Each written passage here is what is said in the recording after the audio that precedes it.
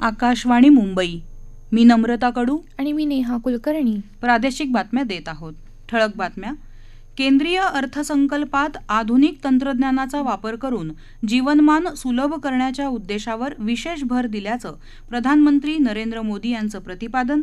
कांद्याचे घसरलेले भाव आणि शेतकऱ्यांकडून होत असलेली आंदोलनं लक्षात घेऊन नाफेडमार्फत कांदा खरेदीला मंजुरी दिल्याची केंद्रीय आरोग्य राज्यमंत्री डॉक्टर भारती पवार यांची माहिती.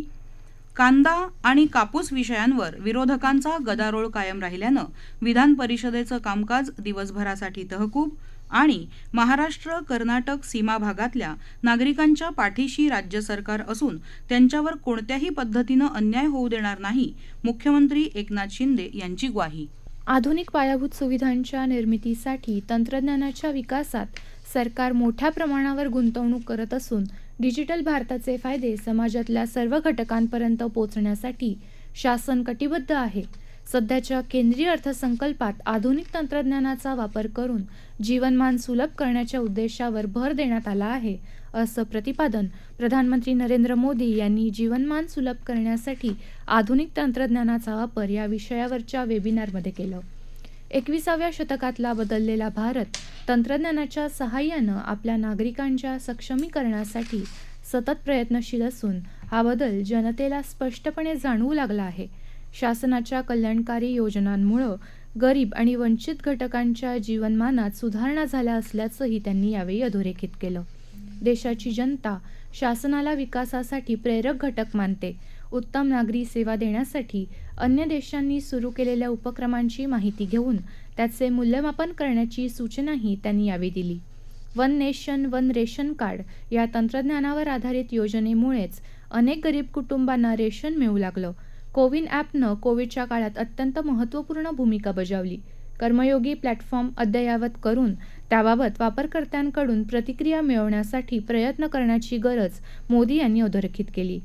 सूक्ष्म, लघु आणि मध्यम उद्योगांच्या विकासासाठी मागच्या काही वर्षात शासनानं भरीव प्रयत्न केले असल्याचंही त्यांनी या प्रसंगी नमूद केलं. 5G तंत्रज्ञान आणि कृत्रिम बुद्धिमत्ता यांचा उद्योग, औषध, शिक्षण आणि शेती क्षेत्रावर होणाऱ्या प्रभावाचा विचार केला पाहिजे आणि सर्वसामान्य नागरिकांच्या कल्याणासाठी त्यांच्या निदान 10 महत्त्वाच्या समस्या या तंत्रज्ञानाचा वापर करून ओळखून त्या सोडवण्यावर भर दिला पाहिजे, अशी अपेक्षा त्यांनी व्यक्त केली. नाशिक जिल्ह्यात कांद्याचे घसरलेले भाव आणि गावोगावच्या शेतकऱ्यांकडून होत असलेली आंदोलनं लक्षात घेऊन केंद्रीय वाणिज्य मंत्रालयानं नाफेडमार्फत कांदा खरेदीला मंजुरी दिल्याची माहिती केंद्रीय आरोग्य आणि कुटुंब कल्याण राज्यमंत्री डॉक्टर भारती पवार यांनी काल दिली. राज्यात यंदा मोठ्या प्रमाणात कांद्याचं पीक आल्यानं भाव घसरल्याचं त्यांनी सांगितलं. जिल्ह्यातल्या शेतकऱ्यांनी भारती पवार यांची भेट घेऊन नाफेडमार्फत तात्काळ कांदा खरेदीची मागणी केली. त्यानुसार डॉक्टर भारती पवार यांनी ही बाब केंद्रीय वाणिज्य मंत्री पियुष गोयल यांच्या निदर्शनास आणून दिली. अखेर लाल कांदा खरेदीला परवानगी मिळाल्याचं पवार यांनी सांगितलं. याआधी गोयल यांनी कांद्याच्या निर्यातीवर बंदी नसल्याचं ट्विट केलं होतं. लासलगाव इथं कांदा उत्पादक शेतकऱ्यांनी सुरू केलेलं आंदोलन अखेर बंदरे आणि खनिकर्म मंत्री पालकमंत्री दादा भुसे यांच्या मध्यस्थीनंतर तब्बल 9 तासांनी मागे घेण्यात आलं. लवकरच मुख्यमंत्री आणि उपमुख्यमंत्री यांच्या समवेत चर्चा करून येत्या 7 दिवसात नाफेडमार्फत कांदा खरेदी सुरू करण्याचं आश्वासन त्यांनी दिलं. कांद्याला जोपर्यंत किमान 30 रुपये प्रति किलो भाव मिळणार नाही तोपर्यंत उत्पादक आपला कांदा विकणार नाहीत, अशी भूमिका घेत काल सकाळी लासलगाव बाजार समितीत सकाळी सुरू झालेले लिलाव शेतकऱ्यांनी बंद पाडले होते. कोकणातली रिफायनरी राज्याच्या फायद्याची असल्यामुळे ती राज्य सरकार उभारणार आहे, अशी माहिती उपमुख्यमंत्री देवेंद्र फडणवीस यांनी आज विधानसभेत दिली. पत्रकार शशिकांत वारिसे यांच्या मृत्यूप्रकरणी उपस्थित लक्षवेधीवर ते बोलत होते. ही रिफायनरी 10-15 वर्ष राज्याच्या अर्थव्यवस्थेला मोठी मदत करेल. या रिफायनरीची जागा सरकार चर्चेच्या माध्यमातून सोडवेल, असंही ते म्हणाले. वारिसे यांच्या कुटुंबियांना 25 लाखाची मदत देण्याची घोषणा मुख्यमंत्र्यांनी केली आहे. तसंच हा खटला जलदगती न्यायालयात चालवण्याची विनंती करू, असं आश्वासन त्यांनी दिलं. राज्यातील कांदा उत्पादक आणि कापूस उत्पादक शेतकऱ्यांना सरकारकडून न्याय मिळत नसल्याने अर्थसंकल्पीय अधिवेशनाच्या दुसऱ्या दिवशी कांदा आणि कापसाच्या माळा घालून महाविकास आघाडीचे आमदार शेतकऱ्यांसाठी आक्रमक झाल्याचं पाहायला मिळालं. विरोधी पक्षनेते अजित पवार आणि अंबादास दानवे यांच्या नेतृत्वाखाली आज महाविकास आघाडीच्या आमदारांनी विधान भवनाच्या पायऱ्यांवर येत शिंदे फडणवीस सरकारच्या विरोधात जोरदार घोषणाबाजी केली. दरम्यान याच मुद्द्यावर विरोधकांचा गदारोळ कायम राहिल्यानं विधान परिषदेचं कामकाज दिवसभरासाठी तहकूब करावं लागलं. आताची महाराष्ट्रातली स्थिती, एका कांदा उत्पादक शेतकऱ्याला 2 रुपयाचा चेक दिला गेला आणि हा सगळा विषय ती कारवाई त्याच्यावरती करणार आहे. पक्ष अद्ययावत आणि चांगला असला आमची अपेक्षा आहे. आपल्याला अवगत करू शकते मी. एकतर ही मागणी करत असताना आम्ही आमची भूमिका मांडण्याचा प्रयत्न केला, परंतु भूमिका न मांडताच उपमुख्यमंत्री देवेंद्रजी फडणवीस यांनी उत्तर देण्याचा प्रयत्न केला.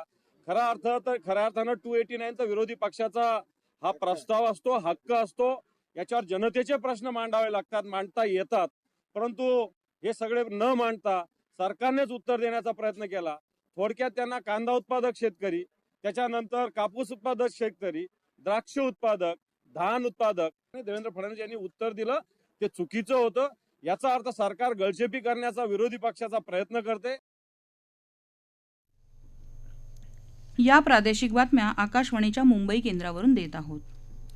पुण्यातल्या भिडेवाड्याच्या प्रश्नावर न्यायालयात येत्या 10 तारखेला पुन्हा सुनावणी असून हा प्रश्न तातडीनं मार्गी लागण्यासाठी 10 मार्चच्या आत भाडेकरूंना रेडी रेकनरनं तसंच बाजार मूल्याप्रमाणे मोबदला दिला जावा असे आदेश राज्याच्या मुख्य सचिवांनी पुणे महानगरपालिका आयुक्तांना दिले आहेत. मुख्यमंत्री एकनाथ शिंदे यांनी माजी उपमुख्यमंत्री छगन भुजबळ यांनी विचारलेल्या तारांकित प्रश्नावर दिलेल्या उत्तरात दिली.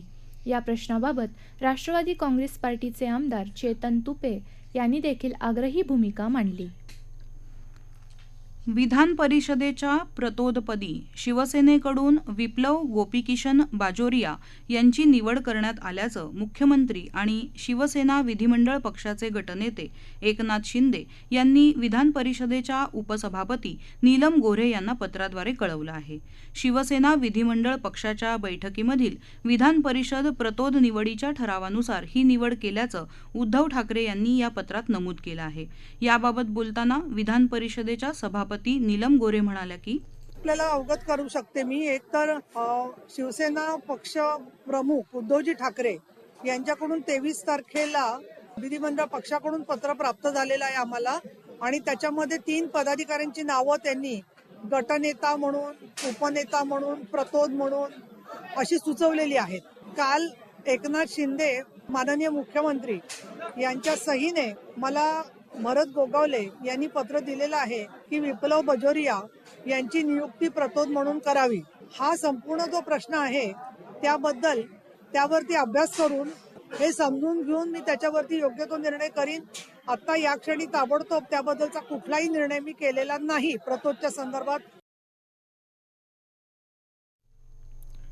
महाराष्ट्र कर्नाटक सीमा भागातल्या नागरिकांच्या पाठीशी राज्य सरकार ठामपणे उभं असून त्यांच्यावर कोणत्याही पद्धतीनं अन्याय होऊ देणार नाही अशी ग्वाही मुख्यमंत्री एकनाथ शिंदे यांनी आज विधानसभेत दिली. विधानसभा सदस्य छगन भुजबळ यांनी याबाबत उपस्थित केलेल्या मुद्द्यावर मुख्यमंत्री बोलत होते.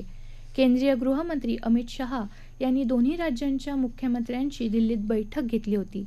या बैठकीत सर्वोच्च न्यायालयात हा प्रश्न प्रलंबित असेपर्यंत सीमावर्ती भागात जैसे थे परिस्थिती कायम ठेवण्याचा निर्णय घेण्यात आला होता.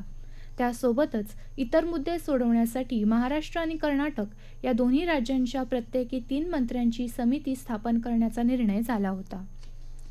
अन्नदात्याच्या घामाला विविध कल्याणकारी योजनांच्या माध्यमातून दिलासा देऊन प्रधानमंत्री नरेंद्र मोदी शेतकऱ्यांना नवी ऊर्जा देत आहेत असं प्रतिपादन केंद्रीय हवाई वाहतूक मंत्री ज्योतिरादित्य शिंदे यांनी कोल्हापूर जिल्ह्यातल्या गडहिंग्लज इथं केलं. पीएम किसान सन्मान निधी योजनेच्या लाभार्थ्यांशी संवाद कार्यक्रमात ते बोलत होते. संकटातही नव्या संधी शोधण्याच्या मोदींच्या प्रयत्नामुळे आपला देश आज प्रगतीपथावर वाटचाल करत आहे. पीएम सन्मान निधी वाटपात भ्रष्टाचाराला थारा न देण्यासाठी थेट शेतकऱ्यांच्या बँक खात्यात अनुदान जमा होते. प्रधानमंत्री मोदी अल्पभूधारक शेतकऱ्यांच्या बांधापर्यंत कृषी यांत्रिकीकरण पोहोचवत आहेत अशी माहितीही त्यांनी दिली. वर्ष 2030 2030 पर्यंत जर्मनी, जपानला मागे टाकून देश अर्थशक्ती म्हणून पुढे आणण्याचे मोदींचे प्रयत्न सुरू आहेत. त्यामुळे शेतकऱ्यांनी भविष्यातही भाजपला साथ द्यावी असं आवाहन ज्योतिरादित्य शिंदे यांनी यावेळी बोलताना केलं. खासदार धनंजय महाडिक, भाजपचे नेते शिवाजीराव पाटील, जिल्हाध्यक्ष समरजित घाटगे हे देखील या कार्यक्रमाला उपस्थित होते. मराठी भाषा गौरव दिन काल राज्यात उत्साहानं साजरा झाला. सांगली जिल्हा विधी सेवा प्राधिकरण यांच्या वतीनं जिल्हा न्यायालय इथं मराठी भाषा संवर्धन दिन कार्यक्रमाच्या अध्यक्षस्थानी जिल्हा आणि सत्र न्यायाधीश PK शर्मा होते. मुंबई मराठी ग्रंथसंग्रहालयाच्या दादर इथल्या संदर्भ विभागात मराठी भाषेच्या विविध बोली, लिपी, ग्रंथ आणि लेख यांचं प्रदर्शन भरवण्यात आलं आहे. हे प्रदर्शन आजपासून 4 मार्चपर्यंत सकाळी 10 ते संध्याकाळी 6 पर्यंत नागरिकांसाठी खुलं असेल. मराठी भाषा गौरव दिन कार्यक्रम काल नाशिकमध्ये मोठ्या उत्साहात साजरा झाला. नाशिकचे विभागीय आयुक्त कार्यालय, जिल्हाधिकारी कार्यालय, महानगरपालिका, सार्वजनिक वाचनालय आणि कुसुमाग्रज प्रतिष्ठान यांच्या वतीनं ग्रंथदिंडी काढण्यात आली. या ग्रंथदिंडीत सुमारे 600 विद्यार्थी पारंपरिक वेशभूषा परिधान करून सहभागी झाले होते.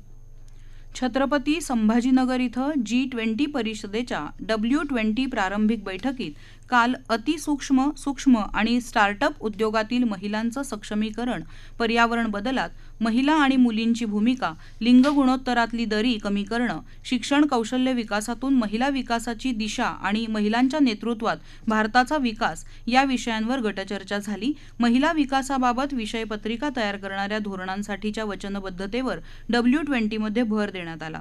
दरम्यान W20 बैठकीचं काल सकाळी केंद्रीय महिला आणि बालविकास मंत्री स्मृती इराणी यांच्या हस्ते उद्घाटन झालं. रायगड जिल्ह्यात उरण तालुक्यातल्या भेंडखळ इथल्या पोलारिस लॉजिस्टिक पार्क कंपनीनं स्थानिक भूमिपुत्र असलेल्या कामगारांवर अन्याय केल्याच्या निषेधार्थ कामगारांनी कालपासून बेमुदत साखळी उपोषणाला सुरुवात केली आहे. सर्वपक्षीय नेत्यांनी या साखळी उपोषणाला जाहीर पाठिंबा दर्शवला आहे.